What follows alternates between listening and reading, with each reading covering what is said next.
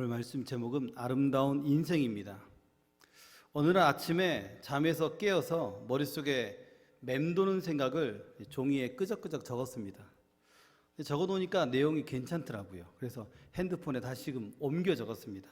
내용이 이렇습니다. 몸이 굽어진다, 키가 줄어든다, 머리에 흰눈이 쌓인다, 몸이 땅과 가까워지는 시간, 몸은 흙으로 돌아갈 채비를 한다, 영혼은 하늘로 돌아갈 채비를 한다.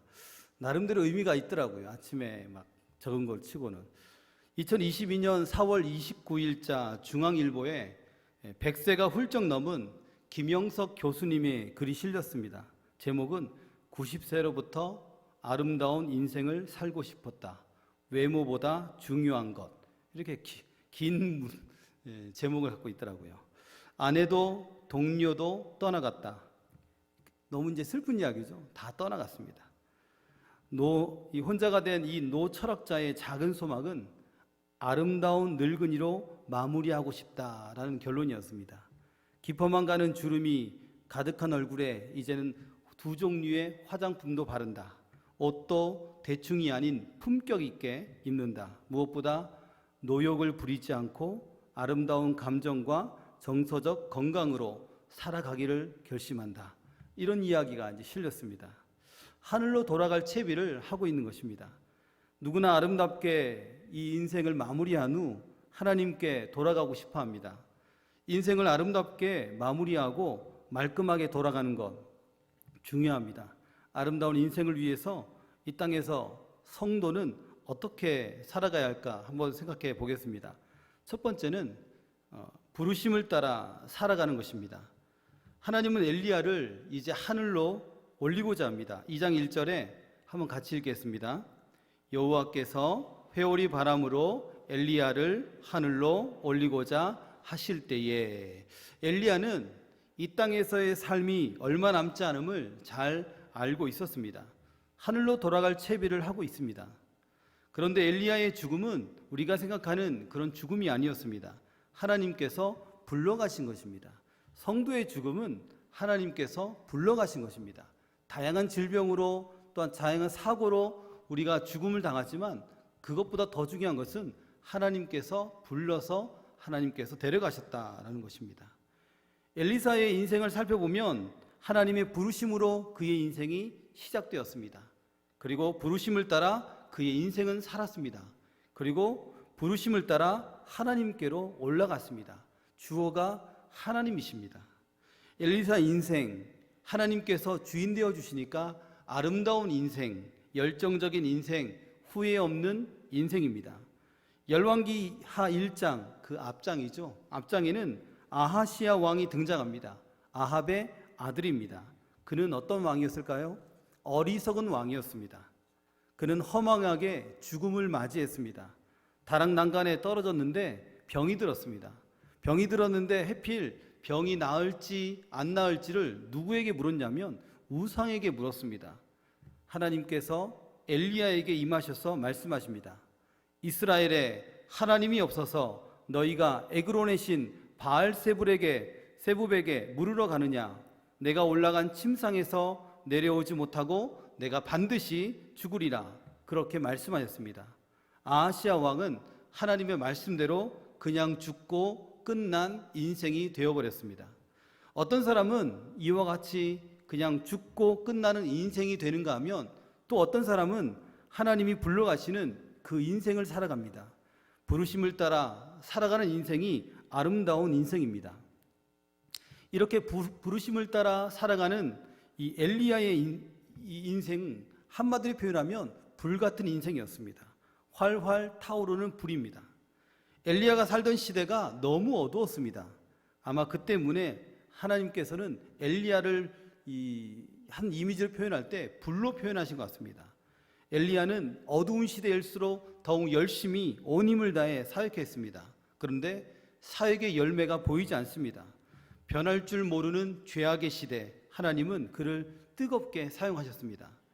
갈멜산에서 바알의 선지자와 대결을 할 때에 제단 위에 하나님께서 불을 내리셔서 제단을 불태워버렸습니다. 아합의 뒤를 이은 이 아하시야가 보낸 50부장과 100명의 군사들을 이 하나님께서 불을 내리셔서 그들을 불살랐습니다. 오늘 본문처럼 엘리야는 승천할 때에 불말이 이끄는 불수레를 타고 하늘로 올라갔습니다.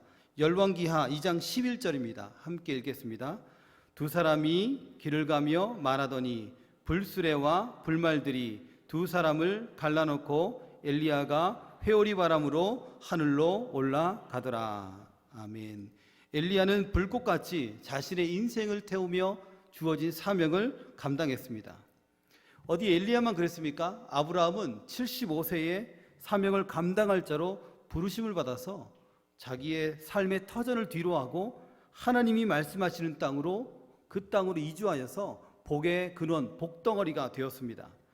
모세는 80세에 하나님의 부르심을 받아 430년이나 종살이한 이스라엘 백성을 건져내는 사명을 감당했습니다. 그는 애굽에 건너가 300만 이스라엘을 백성을 구출하였습니다. 세례 요한은 예수 그리스도의 길을 예비하도록 준비한 선지자였습니다. 그는 자신을 증거하지 않고 자신을 드러내지 않고 오직 예수님만 증거했습니다. 세례 요한의 제자들은 이 일을 심히 우려했습니다. 그러나 세례 요한은 조금도 동의하지 않고 오히려 주님은 흥해야 되고 나는 쇠하여야 한다라고 말했습니다. 그는 예수님을 가리키는 표지판에 불과했습니다. 세례 요한의 인생은 부르심의 삶을 살아가는 사람이었습니다. 예수님은 공생의 기간 동안에 복음으로 영혼을 구원하는 일, 또한 귀신을 쫓아내고 병든 자를 치료하였습니다. 이 일을 위해서 끊임없이 새벽에도 기도하고 늦은 밤까지 기도하였습니다. 몰려드는 피곤함, 추위, 또한 사람들로부터의 배척당함, 멸시와 천대를 받았습니다. 예수님이 십자가에 올라가기 전, 십자가에 못 박히시기 전 한 주 전만 해도 그 많은 사람들은 다 예수님을 지지하였습니다. 그런데 한 주가 지나자 백성들이 짐승같이 예수님을 십자가에 못 박으라고 울부짖었습니다. 그럼에도 주님은 아무 말씀도 하지 않았습니다. 그리고 그들에 의해서 십자가에 오르셨습니다. 이 모든 것은 순전히 우리의 허물 때문이었습니다. 주님께서 우리의 허물을 품고 십자가에서 죽음을 맞이하는 것, 그것이 예수님의 사명이었습니다. 예수님의 몸에는 손과 발에만 십자가가 못 박힌 게 아닙니다. 그의 마음에도 못자국이 있습니다. 예수님은 하나도 남김없이 자신을 다 불태웠습니다. 그리고 성령의 능력으로 영광 가운데 부활하셨습니다. 사랑하는 여러분, 부활하신 예수님, 또한 모세, 이런 아브라함, 엘리야, 이 모든 사람처럼 부르심을 따라 살아가는 저와 여러분들이 되기를 소망합니다. 지금은 어떻습니까? 엘리야 시대만큼이나 영적으로 어두운 시대입니다. 우리도 마찬가지로 부르심으로 인생이 시작되었고 부르심을 따라 살아가는 인생입니다. 그리고 하나님께서 불러서 하나님께로 올라갈 인생입니다. 우리의 인생은 아름다운 인생, 열정적인 인생, 후회 없는 인생입니다. 어두운 시대에 성령의 불로 밝히고 복음으로 영혼을 구원하는 사역, 또한 우리에게 주어진 각자의 모든 사명들, 이 모든 사명들을 잘 감당하여서 하나님께 기쁨이 되는 저와 여러분들이 되기를 소망합니다. 두 번째는 아름다운 인생은 은혜의 자리에 머무는 인생입니다. 물고기는 물속에 살아야 됩니다. 개미는 땅속에 머물러야 합니다. 성도는 성령 안에 머물러야 합니다. 자신이 머물 곳을 알고 그곳에 머무는 것이 아름다운 인생입니다. 은혜가 넘치는 사람, 그 옆에 있으면 은혜를 받습니다. 은혜 받는 예배의 자리에 머물러 있으면 은혜를 받습니다. 성령 충만한 사람 옆에 있으면 성령 충만함을 받습니다. 은혜는 전이 됩니다. 성령 충만도 전이 됩니다. 하나님의 능력은 전이 됩니다. 이 멀찌감치 서서 강 건너 불구경하듯이 바라본다면 아무것도 얻을 수 없습니다. 부르심을 입은 사람은 은혜의 자리, 그런 사람 옆에 머물러 있듯이 우리 모두가 예배의 자리, 또 은혜 받는 많은 사람들의 그 옆자리에 앉아 있기를 바랍니다. 부르심을 입은 사람이 나이트클럽, 또한 조폭, 마약 상인들과 어울릴 순 없습니다.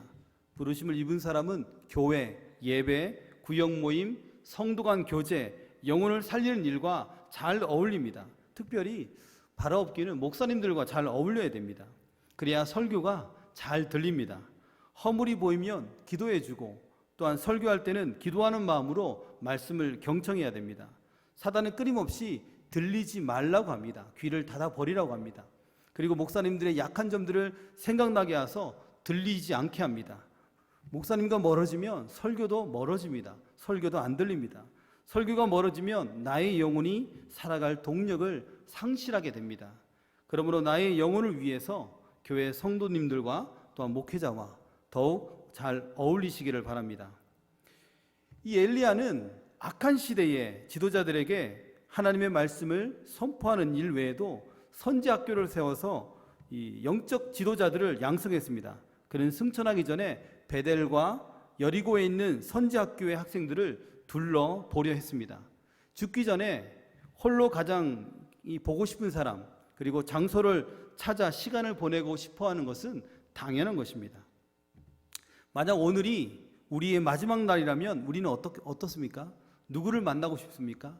혹 떼인 돈은 받고 가야겠다. 숨겨둔 통장은 정리해야겠다. 용서해야 할 사람은 용서해야겠다. 자녀들과 마지막 시간을 보내고 싶다.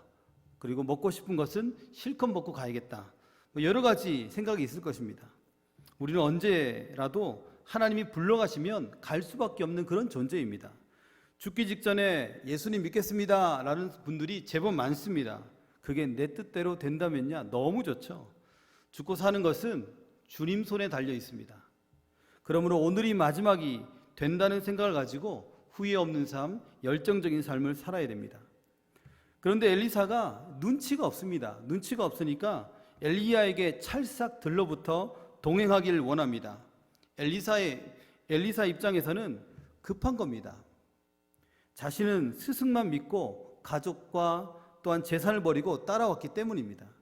원래 엘리사는 농사꾼이었습니다. 성경에 보면 엘리사는 12결이, 소 한 결이가 소 2마리니까 24마리로 밭을 가는 괜찮은 삶을 사는 사람이었습니다. 잘 살고 있는데 엘리야가 찾아와서 제자를 삼은 겁니다.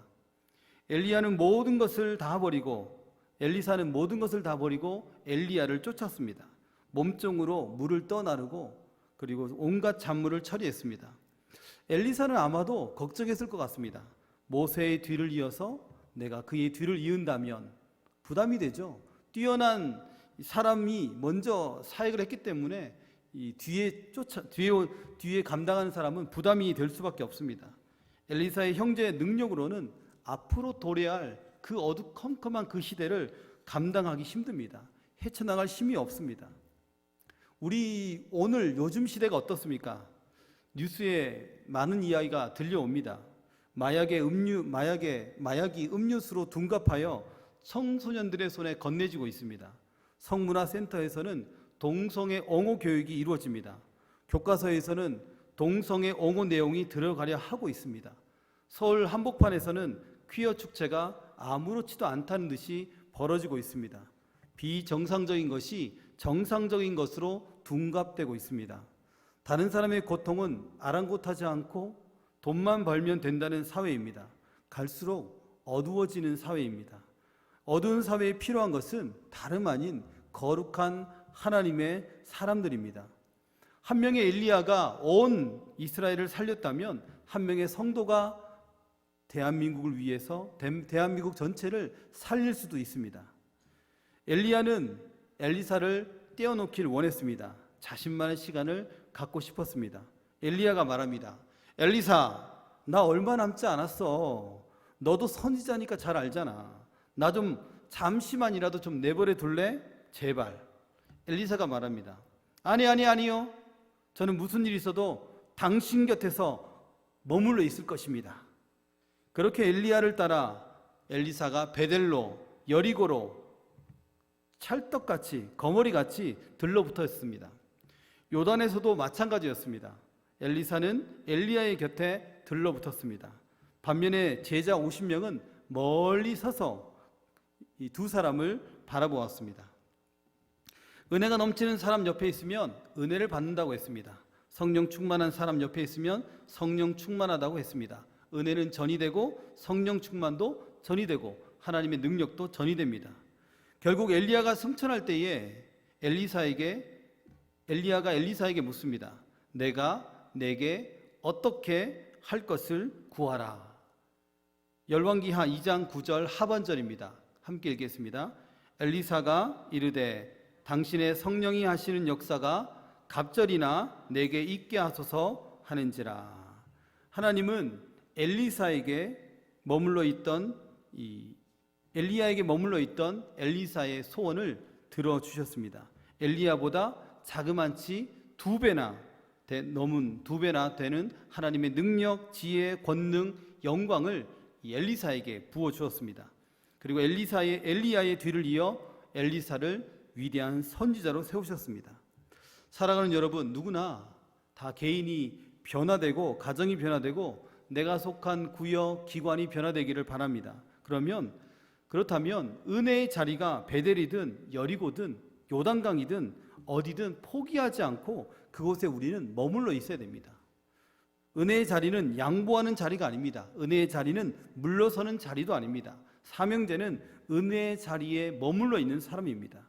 우리는 예배의 자리에서 날마다 은혜를 받습니다. 성도와의 교제를 통해서 은혜를 받습니다. 그러므로 성도의 교제는 거룩하신 하나님의 말씀을 나누고 삶을 나누어야 됩니다. 하나님의 말씀이 한 주 동안 나를 어떻게 인도했는가, 그리고 어떤 말씀이 내 안에서 한 주 동안 크게 울림이 되었는가, 또한 어떤 말씀이 내 심장을 고동치게 했는가, 그런 말씀을 나누어야 합니다. 은혜의 사람, 은혜의 자리에서 머물고 이러한 영적인 교제를 통해 날마다 영적인 새 힘을 공급받고 아름다운 인생을 사는 우리 모두가 되시기를 소망합니다. 아름다운 인생 세 번째는 받은 은혜를 선용하는 것입니다. 선용이란 말은 알맞게 쓰거나 좋은 일에 사용함입니다. 엘리야와 엘리사가 길을 갈 때에 불수레와 불말들이 두 사람을 갈라놓고 엘리야가 불병거를 타고 하늘로 올라갔습니다. 요즘 세상에야 비행기를 타고 하늘로 올라가니까 대수롭지 않게 보일 수 있겠지만 당시엔 사람이 불병거를 타고 하늘로 올라간다는 것은 신기한 모습입니다. 놀라운 모습입니다. 입을 떡 벌리고 아마 제자들이나 오늘 이 엘리사가 바라봤을 것입니다. 엘리야는 그냥 가지 않고 자신의 겉옷을 놓고 올라갔습니다. 엘리사는 이 엘리야의 겉옷을 가지고 요단강으로 갑니다. 그리고 외칩니다. 엘리야의 하나님은 어디 계십니까? 라고 외치며 물을 쳤습니다. 그러자 엘리야가 했던 것처럼 물이 갈라졌습니다. 엘리야는 각오 없지만 그의 능력은 엘리사에게 고스란히 남아 있었습니다. 엘리사는 엘리야와 떨어진 후 처음으로 기적을 행합니다. 그 뒤의 이야기입니다. 여리고성의 사람들이 찾아옵니다. 이렇게 말합니다. 선생님 보십시오. 선생님도 보시듯이 이 성은 살기 좋은 성입니다. 그러나 물이 좋지 않습니다. 그래서 이 땅에는 열매가 익지 못하고 곧 떨어집니다. 여리고 사람들이 이렇게 말했습니다. 물이 좋지 않아 과실이 맺히지 못하는 겁니다. 물이 좋지 않으니 아마 여리고성에 사는 사람들도 몸 상태가 좋지 않았을 것이라고 생각됩니다. 엘리사는 세 그릇에 소금을 가득 담아 그리고 물의 근원이 되는 곳에 가서 뿌리며 외칩니다. 여호와께서 이렇게 말씀하셨소. 내가 이 물을 고치니 지금부터는 이 물 때문에 죽는 일이 없을 것이다. 그리고 이 물 때문에 열매 맺지 못하는 일도 없을 것이다. 쉬운 성경입니다.